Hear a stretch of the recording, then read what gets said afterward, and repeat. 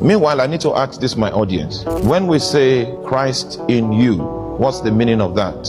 When we say you in Christ, what's the meaning of that? Now, do you know something about Christianity, knowing the ways of God? Simple things like this one we are talking about now, are the things, if you know simple things, you will be able to engage God in a very practical way. You see, if we say now, in the next 3 hours, nobody is leaving this place, what we are trying to achieve in 3 hours is that each and every one of us should walk into the presence of God and bring an answer to a question that all of us is asking.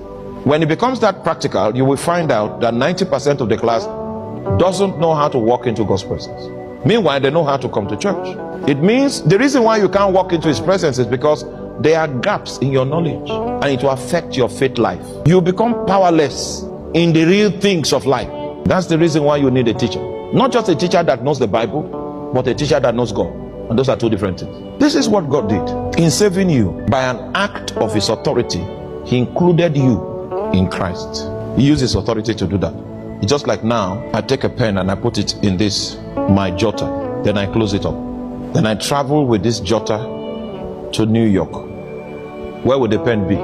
In New York. So God, by an act of his authority, decided to include you in Christ. Your real past, according to the lenses of the new creation, backdates to the cross. That's your real past, not that past you think you have. That past changed when you became one with Christ. If you don't know some of these little things, Satan can still claim that you are a criminal when you have given your life to Christ. So that past changed. The past you have now backdates to the cross. And what God did was that by an act of his authority, he decided to include you in Christ.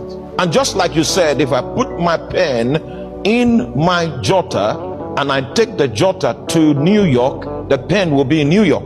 So when Jesus died, because the pen was inside the jotter, you also died. This is the logic of faith. When Jesus was buried, you too, you were buried. When Jesus rose from the dead, you too, you rose from the dead. When Jesus ascended into the heavens, you too, you ascended into the heavens.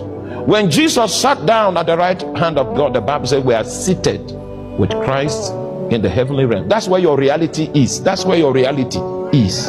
My reality is not in the plane that I'm traveling on. So the pilot in the cockpit can be making an announcement that affects people on the plane. Too bad. My reality is not there. So I will need, there's another cockpit that can inform me about the true condition of my state, not the pilot.